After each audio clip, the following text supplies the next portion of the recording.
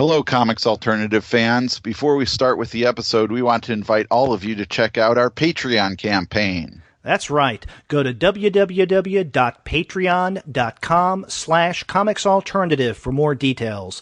There you'll find more information about the campaign and the cool rewards levels we have.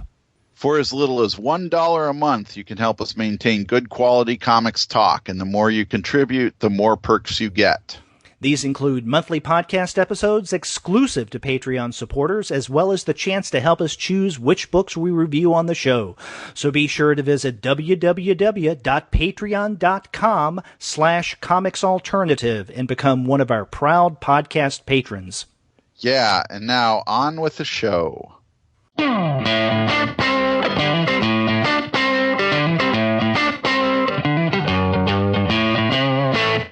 This is the Comics Alternative Interviews, a conversation with Dean Mullaney.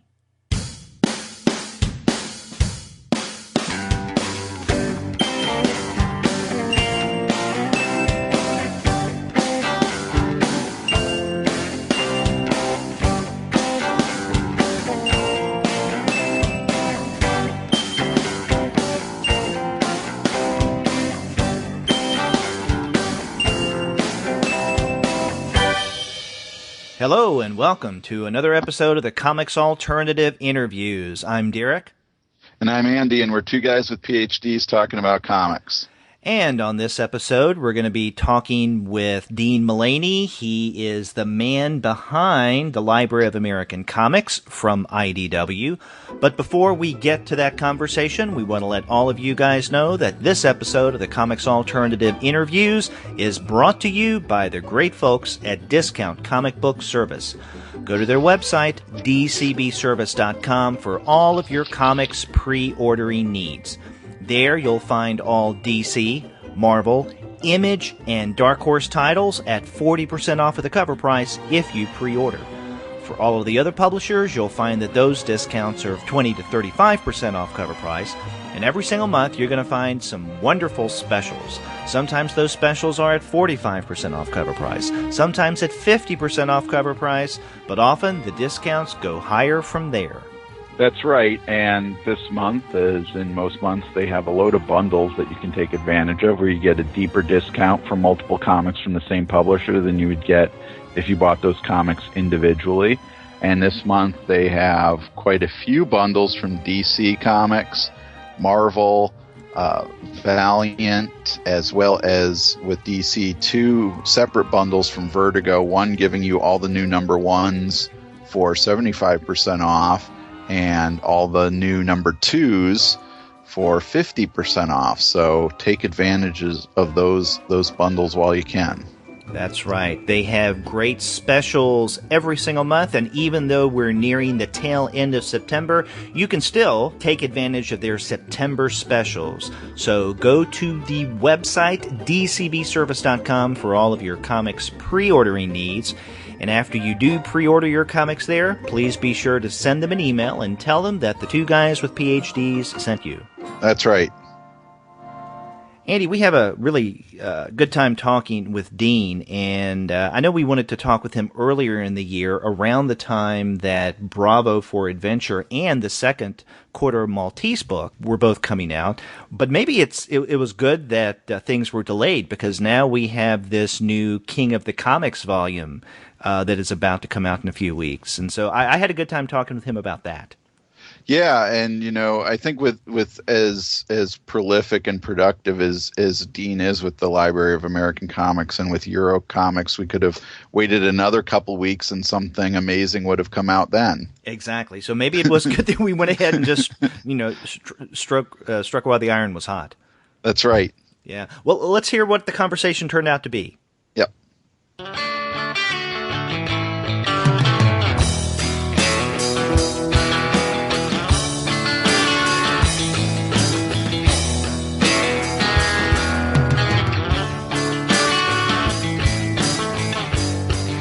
We're here tonight with Dean Mullaney, the editor behind the Library of American Comics. And for those of us who are around in comics, reading comics in the 80s, the publisher Eclipse Comics, which I have a fond place in my heart for. And so welcome, Dean. Oh, thank you very much for having me here. Yeah, thanks for being on the Comics Alternative.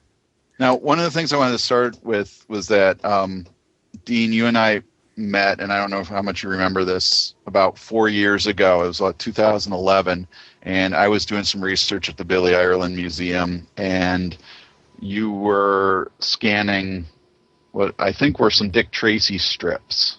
Yeah, I think I was. Every time I go there, I wish I had about 100 more days to spend researching it, because there's so much there that's the only place you can see so many strips and so much material. But I do remember. I do remember talking to you because we were speaking about Will Eisner and the issue of race in comics.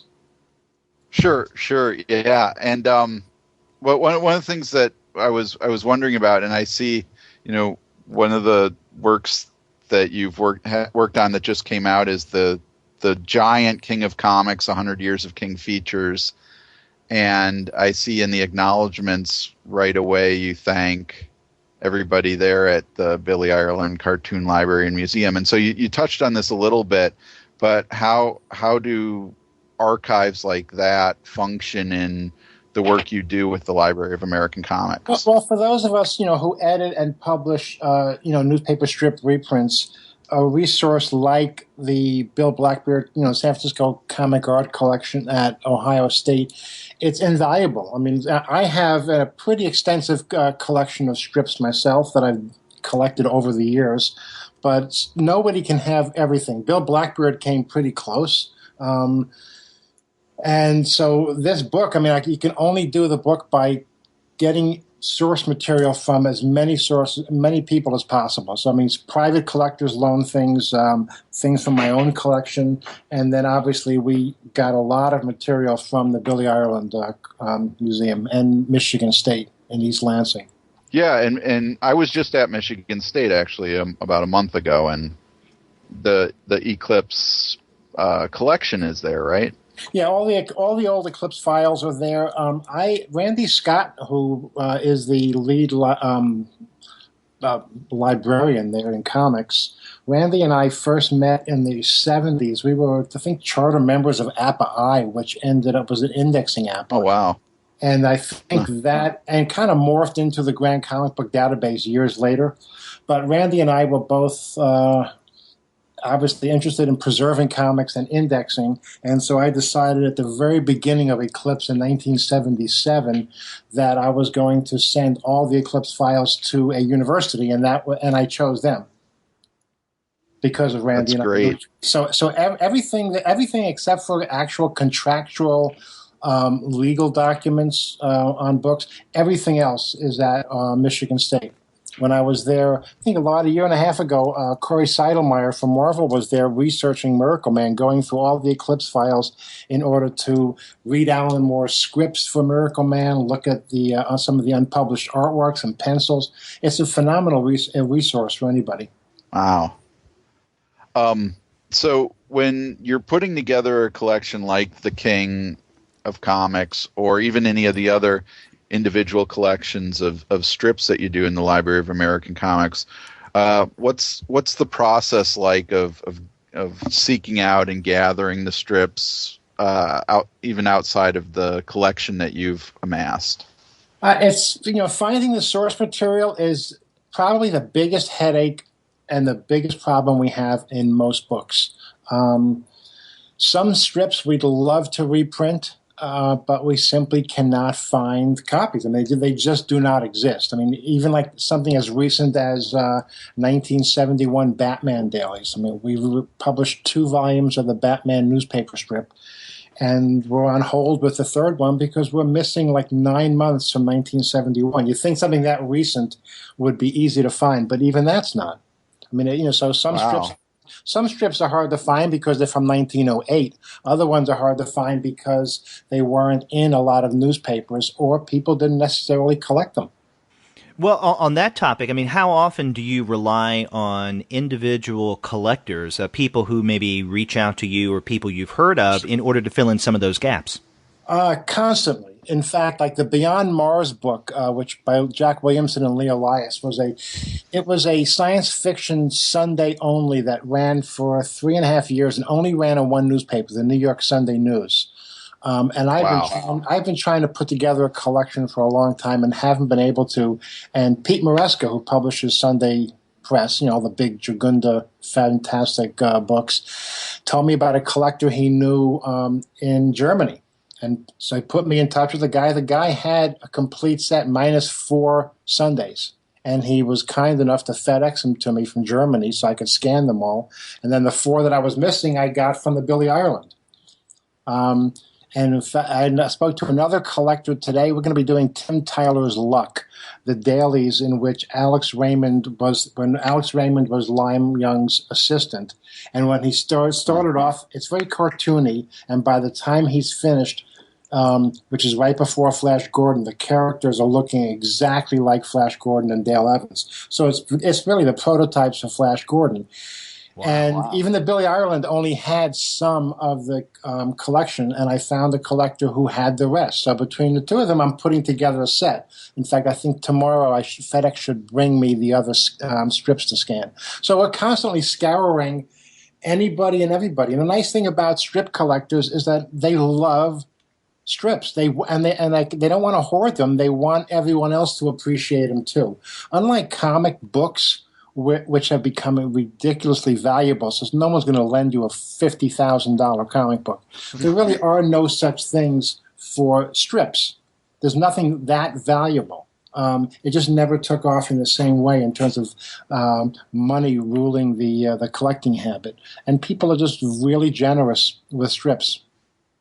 That's great. When I was looking through, I just got my copy of King of Comics, and you had mentioned earlier the Bill Blackbeard collection too, and it just reminded me getting this book, not just the content of it, but the size and weight of it. Of when I was about 15 years old, I went on school trip to Washington, D.C., went to the Smithsonian, and I bought the giant Smithsonian collection of newspaper comics that Bill Blackbeard put together, and I tore through that and reread it for years, and it was such an education to me to get that. And so when I picked up King of Comics, I looked at it, and that kind of all that feeling came flooding back, that this is a book just like that is going to be an education in the history of comic strips right here. Yeah, I agree with you. I mean, again, the book that Bill and Martin Sheridan put together, the Smithsonian book, I think it came out late 70s. I bought it when it was released, and I still refer to it. I mean, it's not only a seminal book, but it's still an essential research book to see, obscure strips. And I feel that the King of the Comics, that was one of the guidelines I was using, was to live up to what they did in the 70s, but on a larger scale, because we have access to so much more material now. And so this has a wider scope than that book necessarily did. But I think the King of the Comics is going to be a book that decades from now we'll all still be looking at to go, oh, I need to see a sample of Merely Margie by John Held or any other strip like that. Well, we've been referencing this upcoming work, King of the Comics, and this is going to be your next book released in October. So Dean, as Andy pointed out, this is a hefty tome. There's a lot really packed into this. And so what were some of the challenges? What were your experiences in collecting all the material for King of the Comics? Well, the biggest challenge in it was trying to figure out what not to include. I mean, we're talking about 100 years of the largest syndicate of comics ever. And the book, I think, is like 336 pages. And easily I could have done 1,000 pages, 2,000 pages. So the most difficult thing was deciding what are the key strips, and give enough obscure strips so people like me who think they've seen everything can get a surprise. But the big thing. So what were some of the? Yeah, I'm sorry. No, what were some of the obscure strips that you wanted to make sure you got in here? Well, I'm a fan of and that, as being the editor, I get to throw in some favorites of mine. Like I put some examples of the Cuties, which was a panel by just a really beautifully drawn panel strip, and I put in a couple of extra samples, say of Johnny Hazard. It may not be obscure, but I really like his work. Right.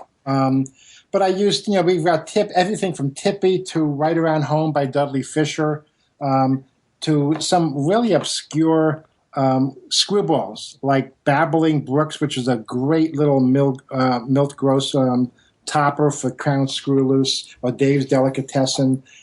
Just some strange strips. And then other publishers helped out too. For example, like with Fantagraphics, supplied us with copies of some prime strips. I told them which strips I wanted to use from Popeye and Flash Gordon, and they were kind enough to give us their digital file so we didn't have to remake it.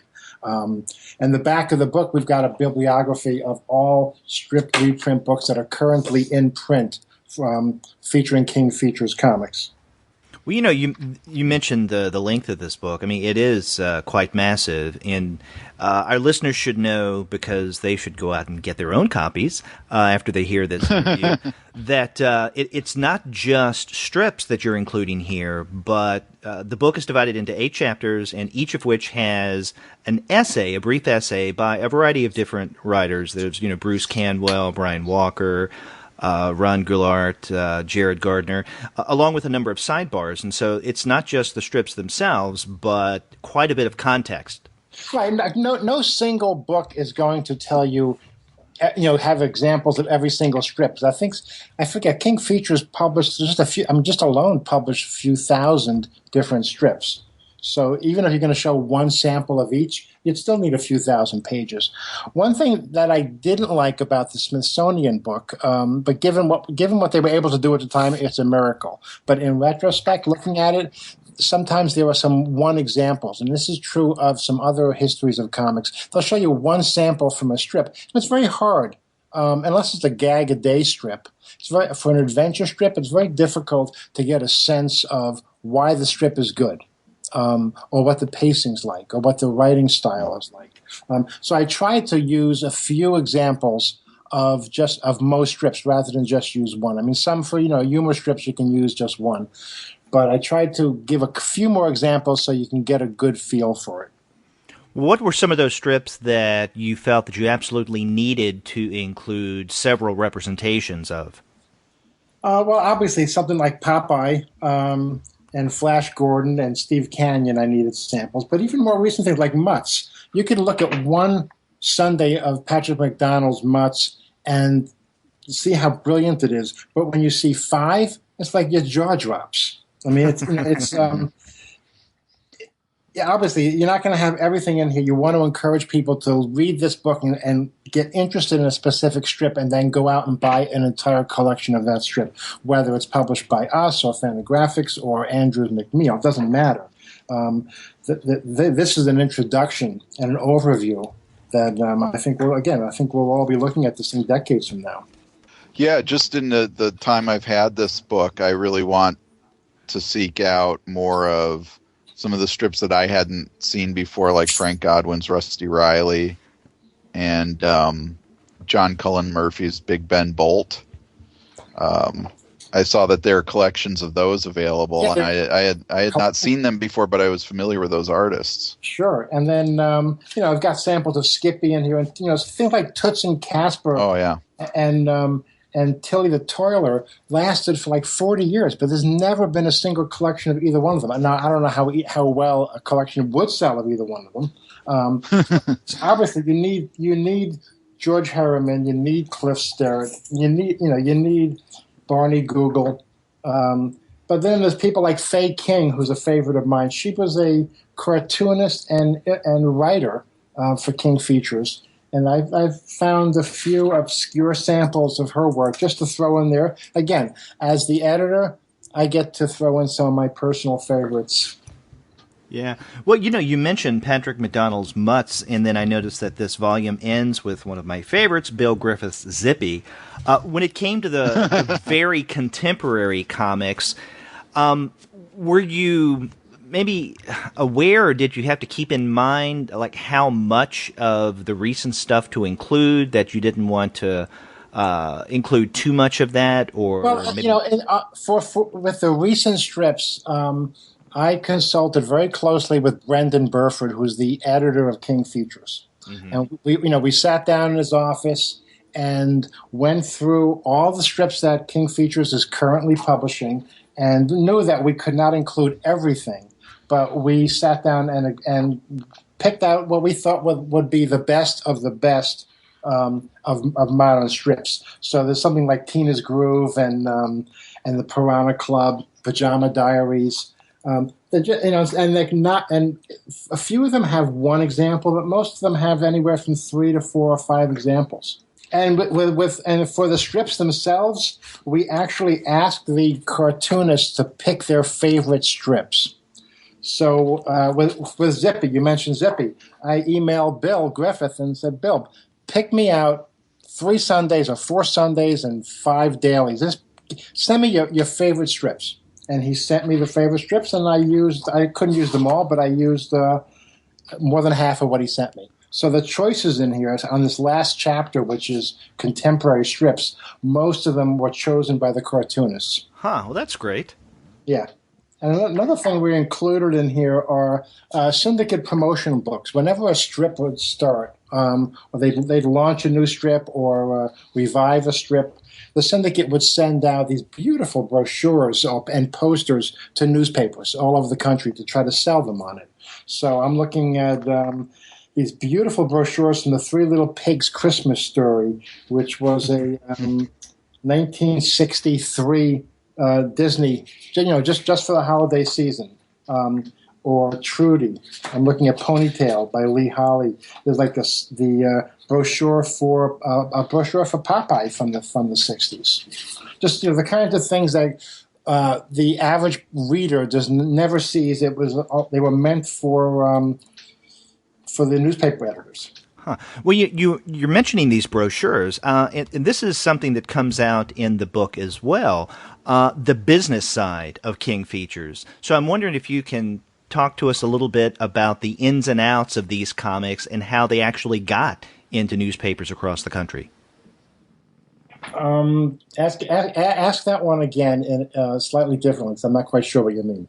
Oh, I mean, the people who carry these brochures to various newspapers around the country to sell the strips to. I see what you mean. Yes. Well, King Features is different than all of the syndicates in that even to this day, the sales force physically goes and visits the editors of newspapers. They're not just sending them emails and then sending them instant messages and, hey, to get it. They actually go there and talk to people. And so these brochures, I mean, the salespeople would send them out. I mean, they would send out these beautiful. I'm looking at this for Hagar the Horrible, 1973.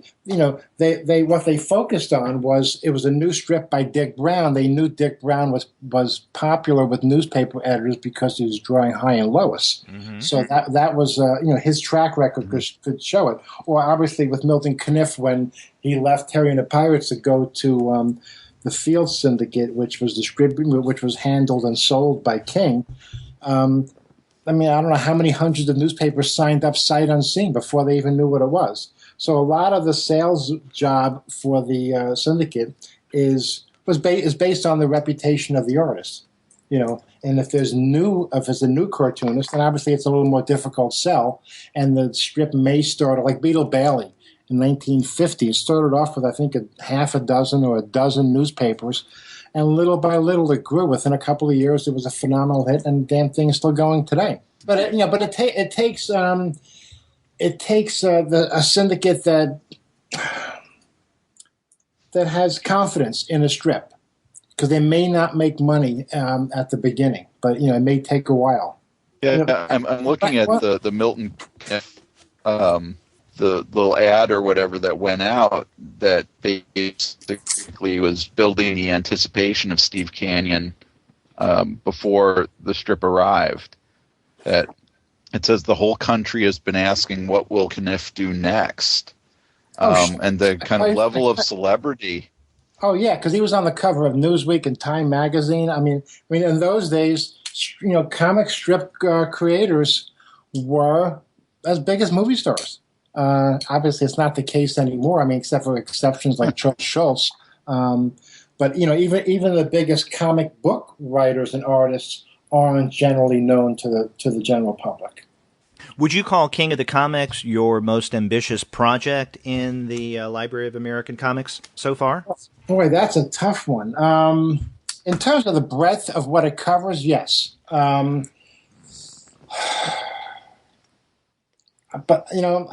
it's probably equal with the three Alex Toth books, which took such tremendous research and love. I mean, just pure love to put those books together. Yeah, and that was a massive project, and you've won multiple Eisner Awards for those. And by the way, congratulations on your recent win for the animated Alex Toth. Yeah, we got 3 books and 3 Eisners. That's pretty good. And plus we won the Harvey Award for the first book, too. Yeah, that started off as just a single book, and we just kept finding more and more and more phenomenal material. And again, this is an example when collectors were just incredibly generous in loaning, I mean, in this case, very, very valuable art. I mean, people are FedExing me 50 pages of Toth art that probably was 100. God, I can't even imagine how much money this stuff was worth.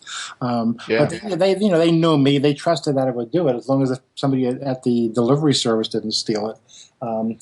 But we have this so much original artwork and never before seen material now that the book just kept expanding and expanding. And when we got to the animation book, I was granted access to the archives at Hanna-Barbera, which nobody had touched in probably 20 years.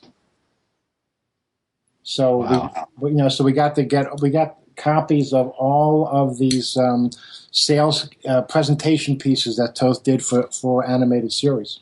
But when Alex was alive, I worked with him he and I worked together to preserve his EuroComics, which is one of his great masterpieces. And it's the first comics that I remember reading as a child was his EuroComics.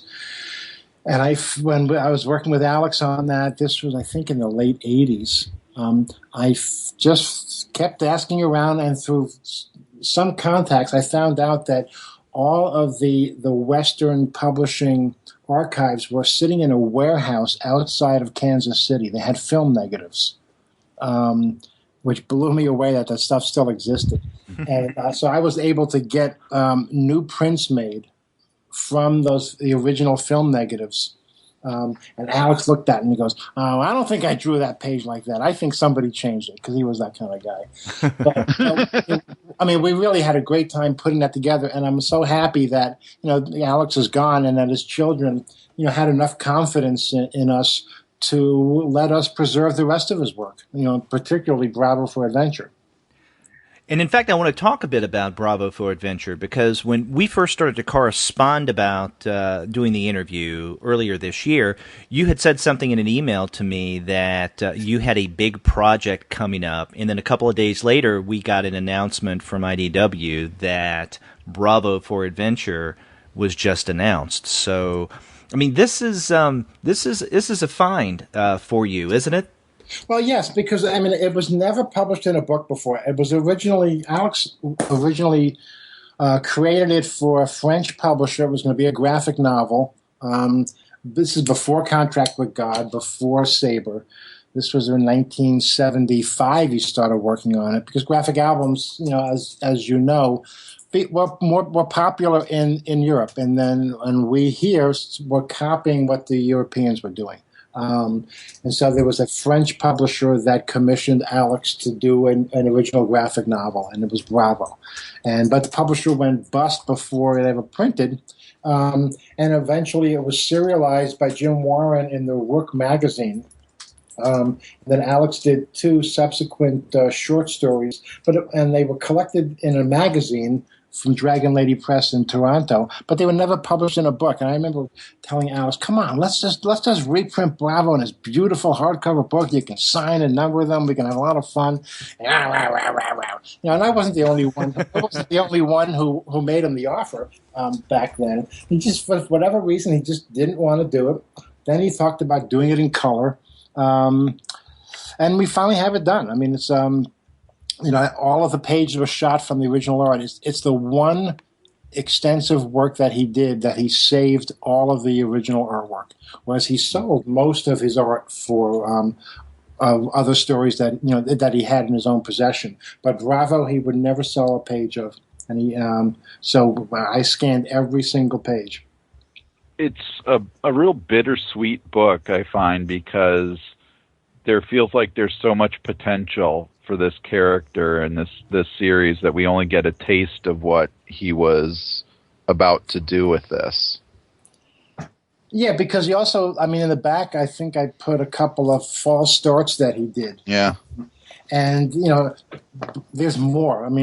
There's so much more that I found that we're probably going to be doing something like an artist edition later next year. Mm-hmm.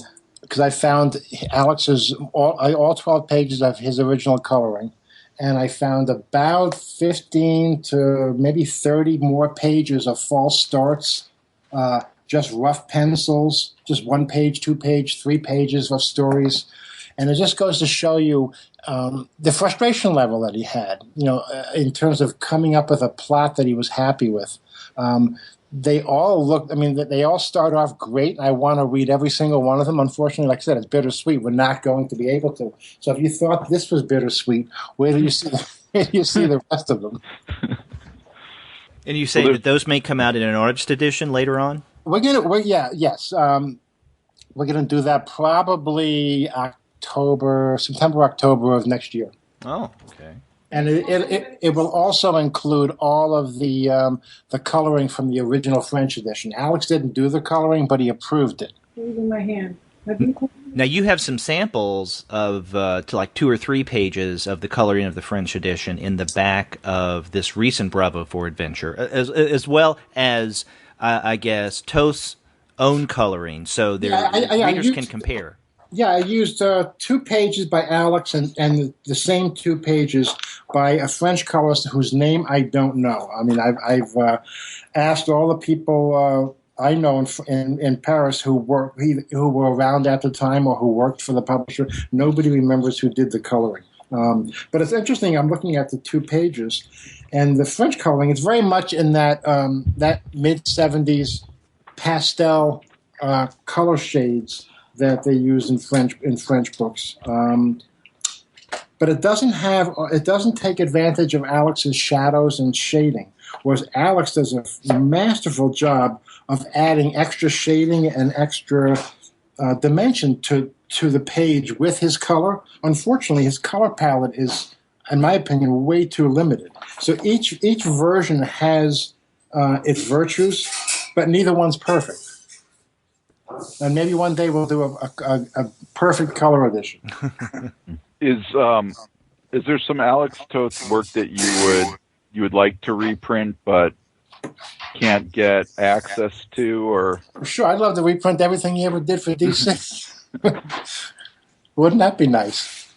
I always love it when I pick up an old 50s Western comic, whether it's from DC or some other publisher, and open it up and find some Toth story I've never saw. Or what is it in I think, didn't he do a backup series in Dale Evans? Yep, he did for a couple of years, I think. Yeah, and those things I would love to see. That was nice. Years ago at comic conventions, before everything got so glitzy.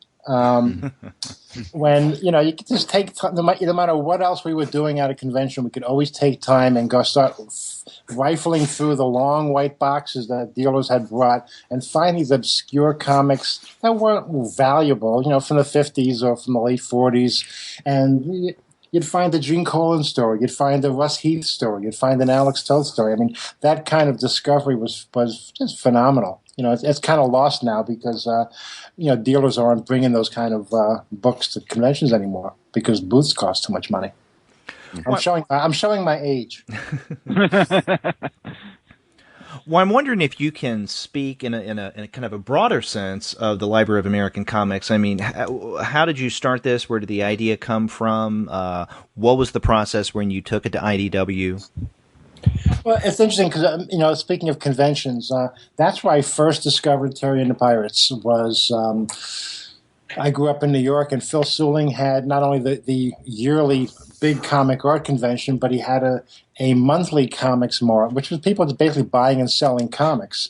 So once a month, you could go look for comics, and these people would have these newspaper strips of things I had never seen before. And so that's where I first saw Terry, and that's when I first started collecting it. This would have been around 1970, 69 or 70, and I'd pick up a couple of pages, and then someplace else I'd find a few more pages. Then I'd find a coverless comic book that somebody wanted like $2 for it. And it turned out it was a spirit section. I didn't know they didn't have covers at the time. But I've always loved strips, and at Eclipse, we started publishing Crazy Cat, and we did Toth's Bravo for Toth's Zorro, which wasn't a strip, but it was a reprint. And then we did the Frank Frazetta strip, Johnny Comet. So when I decided to get back into comics with a new imprint, the Library of American Comics, I approached IDW because Ted Adams and I were friends. I hired Ted right out of college to be an assistant sales manager at Eclipse in 91. So we maintained our friendship throughout the years. And when I decided I wanted to come back into comics, I wanted to have a friendly home. And so I called Ted. I threw the project out to him, and he says, "Yeah, let's do it." So we went for I don't know how many years without even a contract. We just did it, and now we've formalized everything. But it's a great relationship. IDW is the perfect home for it, in my opinion, because obviously they want to make money, but they look at the line of books that we do the same way I look at them. Is not that there's this one book loses a little bit of money, this book makes a little bit of money or makes a lot of money. It's what does the overall line do? Because if we only did the best-selling books, there'd be a lot of phenomenal, fantastic comics that would never be reprinted.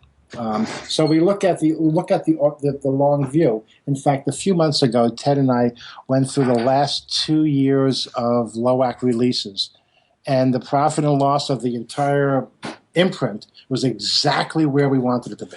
It was just phenomenal. It was one of those great things. So we're going by instinct on it. And some books like Skippy, unfortunately, lose money, but other books make a phenomenal amount of money and offset them. So it allows us to do a book like Skippy or King or Roo. Well, which books have you gotten the most reaction on? Well, so far the best-selling books, I guess, if you want to be reaction, the best-selling books are the Berkeley Breathed books, the Bloom County books, and then Terry and the Pirates. Terry and the Pirates, I think each of those volumes is in the 6th printing. Wow. I mean, it's constantly being reprinted. And that was the first book we did was Terry. I think it was 2007. And now Breathed is back doing Bloom County again. Yeah, isn't that cool? Yeah, that's a cause for celebration. It's cool, and it's so interesting because of the struggles that he had with syndication back then. It really no longer exists because he can just put whatever the hell he wants on his website, and who's going to stop him? And it feels like it's the definition of hitting the ground running because every one of those strips so far has just been solid. It's like he didn't miss a day. Exactly. It's not some guys you don't want to see come back. So like Alex Toth, for example. Most of the older artists in comics, you start seeing their work later in their career, and you can see they're tired. They've done it. They've done thousands of pages, and they just want to earn a living. Whereas Toth, son of a bitch, got better. I mean, he was a better artist, at 60 than he was at 30, which you can't say for many people. But I think Breathed is just as good as, if not a better writer today than he was in the 80s. Well, he's coming back in good times, because I remember, his comics defined the 1980s, and you had a lot of interesting and weird things going on politically. So it's perfect timing for him to come back, right before or right at the beginning of this election cycle. Anytime you have somebody like Donald Trump running for president, I mean, as a humorist, you gotta love it. Yeah. I wouldn't be surprised the National Cartoonist Society is funding his campaign. Multiple conspiracies, because the Republicans think that the Democrats are funding his campaign in order to screw them up. So if the cartoonists are behind it as well, uh-oh. With the Library of American Comics, as you're continuing to work on that, are there any kind of dream strips that you still haven't collected that you'd like to do at some point? Oh, sure. I mean, but I would say most of the A strips have been done. Not all of them, but between us and Fantagraphics and Drawn and Quarterly and Classic Comics Press, etc., and Dark Horse, but not all of them. There's still plenty there. I'm not going to tip my hand, because then somebody else might do it when I want to do it. Yeah, but we're also expanding in doing some other work like the Toth material, which was not newspaper strips, it's comic books and graphic novels, and then we started the EuroComics imprint. Just not that. I guess we don't have enough work to do, so got to find something else. Is there a lot of competition now that there's so many different publishers that are putting out these strip collections, like? Not just you at IDW, but there's the Sunday Comics you mentioned, or Sunday Press, and Titan has theirs, and Fantagraphics puts them out. Hermes, yeah. Are you? With the exception of with few exceptions, most strip books don't make a lot of money, and those of us who are responsible for them do them because we love them. I mean, we really, really want to see the material preserved, because they were originally printed in ephemeral throwaway newspapers.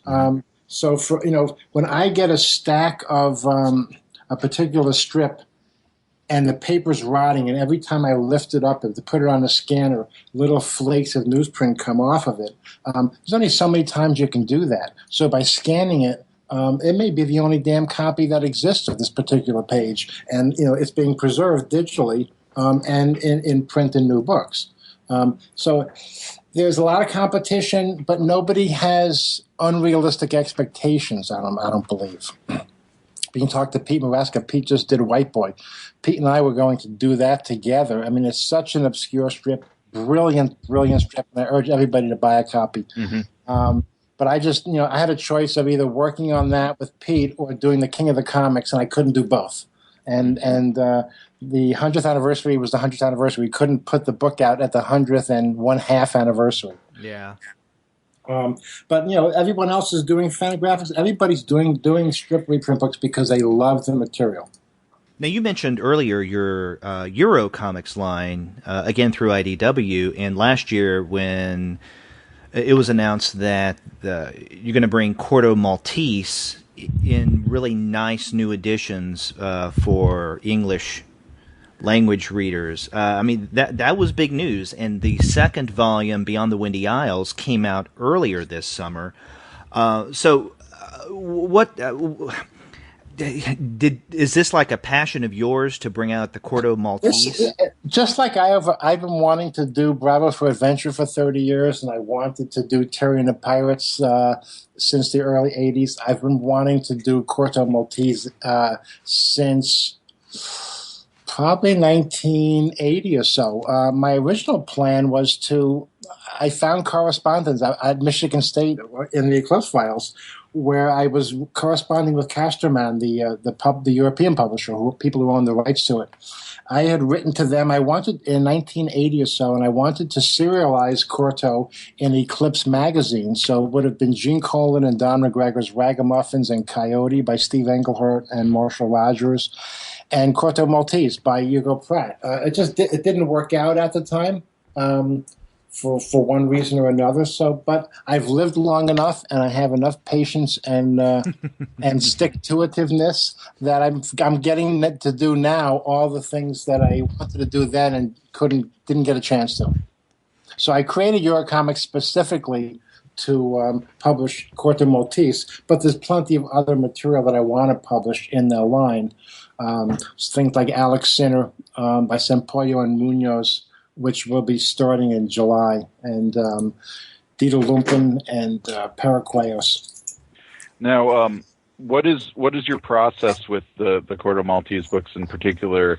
You are listed as one of the translators. So how do you go about putting these books into English? Well, Patrizia Zanotti, who controls the estate and was Pratt's longtime associate and colorist. And she's dedicating her life to preserving and furthering, Pratt's work.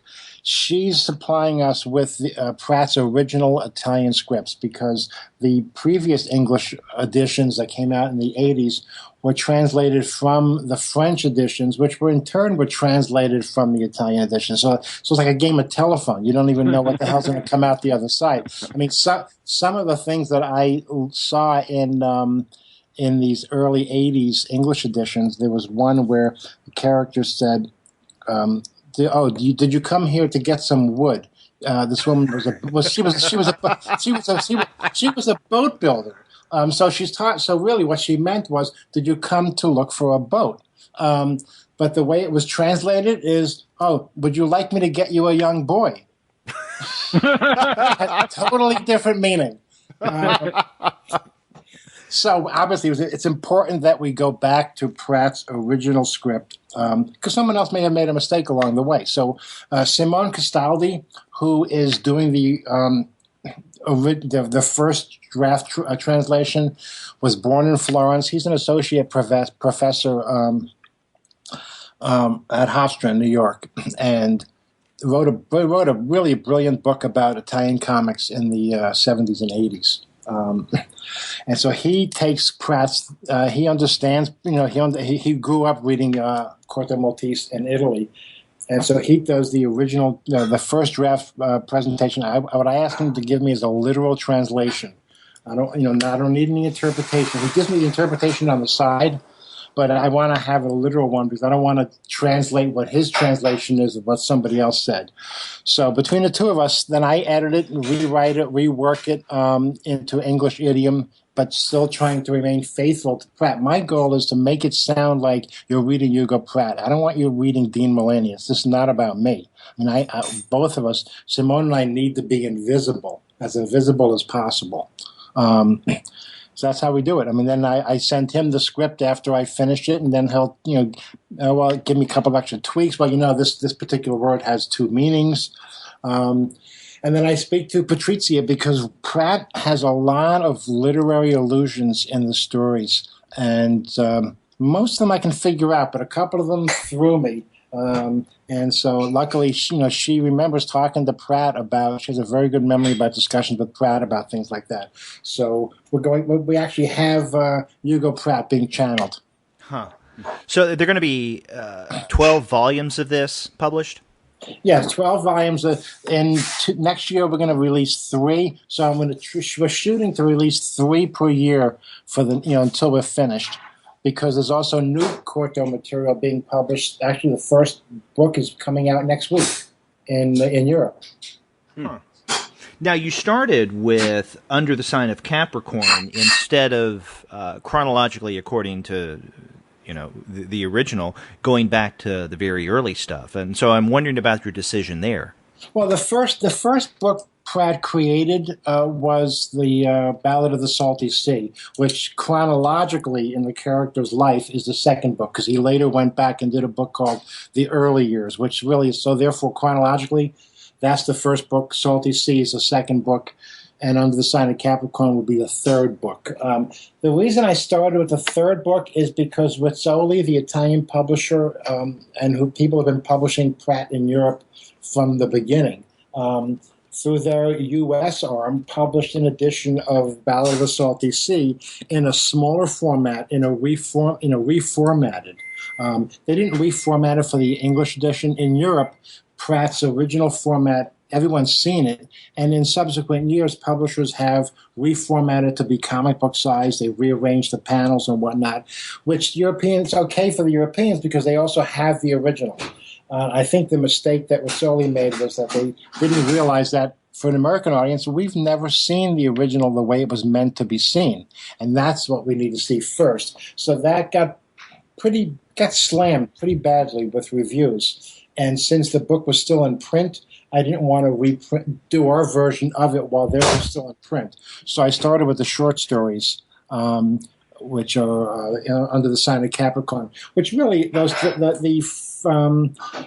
20-page short stories he did in the early 70s pretty much is where he establishes who Corto Maltese is. Because in Ballad of the Salty Sea, Corto is almost an incidental character in spots. And he's not the main protagonist until we get to these short stories. So in terms of understanding the character, it's a good place to start. Okay. So we're going to start there, and then once we've done the 12th book, then we'll go back and do the early years, in which Patricia tells me there's also some unpublished pages that no one's ever seen before, so we'll get to use those. And then the last one we'll do will be the Ballad of the Salty Sea. Huh. Now, I've also heard that IDW is going to be putting out larger hardbound editions of the Corto Maltese books that I guess would include like 2 volumes in one. Is that the case? Well, let me correct that now. That was what I originally announced because I thought that the original already existed for all of the stories. So therefore we would do giant original art size editions. But subsequently, I found out the estate only has the Ballad of the Salty Sea art. So we canceled. We didn't. It didn't really cancel it because we never actually solicited it. But it's not going to happen. No. Oh, okay. The only one that'll be a large edition will be the Ballad of the Salty Sea. When we get there, we'll do a big hardcover of that. And down the line, I'm sure we'll do some hardcovers collecting things. I'm not sure in what format yet, but I'm sure we'll do some hardcovers. And then we'll also, I mentioned that the first new Corto story by one Diaz Canales, who writes Black Sad, and Ruben Pelliero, who drew Dieter Lumpen, their first Corto book is out next week, and we have the rights to publish it in English, but we're not going to publish it until we finish Pratt. So it'll be a few years before it appears in English, but I don't want anybody else to publish it. Okay. So we have the rights to it. And yeah. Well, when do you anticipate ending the Hugo Pratt series? Okay, so we've done 2 so far. Next year, 3, and then the year after 3. So probably 3 years. Okay. But we've been waiting since the 70s. So what the hell's 3 years? Yeah, exactly. Pratt's very much like Kniff and Toth, and just one of those few artists who just kept simplifying and was really was a unique stylist. I mean, what Pratt has, many American comics artists, and even European comics artists don't have, is that he's a damn good writer. He cares about people. His stories, just when you think it might be an obvious plot, like The Tale of Two Grandfathers, which I think is in the second book, there's a white grandfather who's looking for his son, who's his grandson, who's the offspring of his white son and a woman of color in the Amazon. And it sounds like a cliched plot. It's like almost like The Searchers with John Wayne, but it's not. He turns the entire story on its head, and just everything you expect to happen from an outsider's point of view it doesn't happen. I mean, because Pratt was a great humanitarian. As you were saying about the two grandfathers, that it was that it is this potential for cliche, and Cordo even acknowledges that at the beginning of the story, right, where he's brought this offer to do this mission, and he says to the guy, why did you bring me this cliched story? Yeah. Well, yeah, he knew it. Pratt was a guy with the right talent at the right time too, because in that era of the 70s, just like in American comics, people were branching out. People like Don McGregor and Steve Gerber and Steve Englehart and Doug Mensch and Denny O'Neil were trying to expand what was happening in comics, and contextually, and in terms of the story, in terms of characters, in terms of minorities, and Pratt was doing the same thing in Europe. It was really a time of great expansion in comics. I mean, sometimes I look back at the mainstream comics of that era, and they're really simplistic. They don't necessarily hold up as well, where somebody like Pratt does hold up. Well, getting back to your most recent book that's going to be coming out soon, King of the Comics, this is a big deal. As the subtitle suggests, it's the 100th anniversary of King Features. So I'm wondering what kind of special events and publicity are going to be surrounding the publication of King of the Comics. What are you going to be doing for this? I don't know. I'm gonna be in Italy when it's happening. King Features is. I mean, the book's gonna premiere at New York Comic Con. King Features is the Brendan, the editor's there. There'll be a bunch of cartoonists there, and I know that King Features, because it's their 100th anniversary, the Hearst organization is going to be promoting this book, and I think there's some early morning weekend talk shows or cable shows that are going to be having features on it. But I'll be watching it from afar as I look out at the Amalfi Coast in Italy. So you're not going to be a part of the rollout? Well, no, because my plans for running away to Italy came first. Then I guess it's appropriate that we did talk about Hugo Pratt. Yes. For as much as we did. Well, Dean, I want to thank you for taking the time and talking with us. And you're an extremely busy man. And I know we wanted to talk with you earlier, but you had said that earlier in the year you couldn't because you needed to finish up King of the Comics. That's right. It only took a year to do. and as we're closing, I'd just like to mention we only talked a little bit about Eclipse Comics, but as someone who is kind of growing up in the 80s and hitting about my mid-teens when Eclipse started publishing, it really hit a sweet spot for me where I needed that kind of comic to be coming out at that time to keep me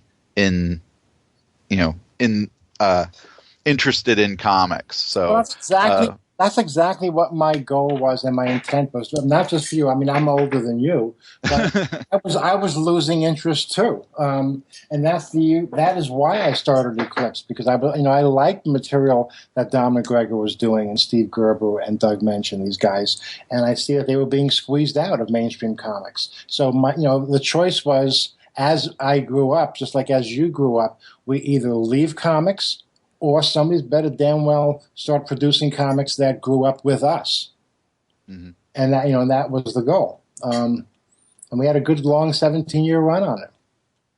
So I just wanted to thank you for that. And I think too that the idea that Derek and I are doing a comics alternative podcast now owes a lot to you and your brother and the people, the guys behind Pacific and First Comics and all those who at that time were hitting that transition and making comics that were truly at that time alternative. Yeah, it was a really exciting time, and it was fun too because there were no rules. I mean, the comic shop market was really just starting to expand. I mean, it had existed for a couple of years, but there was still only one distributor, was Phil Suling, and then a few other guys came in and started distributing comics. And the comic shops wanted material. I mean, they needed comics. They needed things to put on the shelves. So there were no rules, and we were there at the right time. And just about anything just about anything you'd publish sometimes would sell. I remember when I first started doing color comics, and we were printing at World Color Press, which is where Marvel and DC printed in that crappy paper. And by mistake, they sent me with Ms. Tree #1, which was not a humongous seller, but when they sent me the shipping orders and the shipping costs for the week, they mistakenly sent me all the Marvel and DC books totals that were shipping in the week. So I'm looking at Ms. Tree #1, which was not a superhero comic, outsold Wonder Woman, outsold Batman, outsold Detective Comics. I mean, Marvel and DC, it's particularly DC Comics, sales with most books were in the toilet. And comic shops needed new material. They wanted it. And they also wanted to keep people like me and people like you coming in the shops. They don't want to lose us. The theory in comics was always there's a 3-year window to capture the readers. They're going to read comics for 3 years, then they're going to grow up and do something healthy for themselves. But they didn't count on what people like us who love comics, who wanted to continue reading comics and wanted comics to grow up with us. And luckily for me, I was 23 when I started Eclipse in 1977. I was at a good age and was naive enough to think that I could do anything. So it was a fun time. Well, I'm grateful for it. Okay, well, thanks. Yeah, and you brought a lot of great artists to our attention, and you're continuing to do that now with your Library of American Comics series and the EuroComics series as well. So, Dean, thank you again for being on the podcast, and good luck with future work. Thank you, and feel free to edit out any of my stuttering.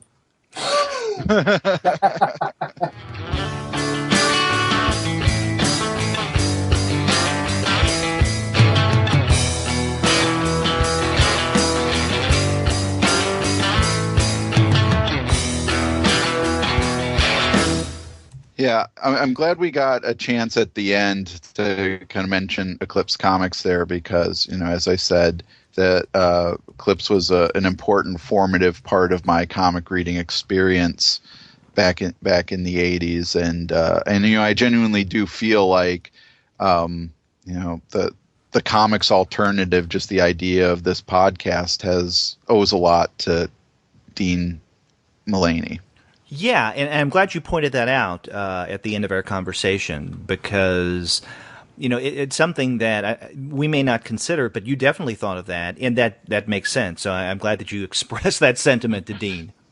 Yeah, and he's doing great work. As we've said before, when we go through the previews catalog very often, and we come across the strip collections that Library of American Comics and other publishers are putting out, but particularly Library of American Comics, that we're really in the golden age of comic strip reprints, where so much stuff is available now that wasn't available, just a few years ago. Oh, exactly. And, I think it's great that, two of the editors who are the most exciting right now in terms of the work that they're putting out, both Dean and then Craig Yo are both coming out with stuff through IDW.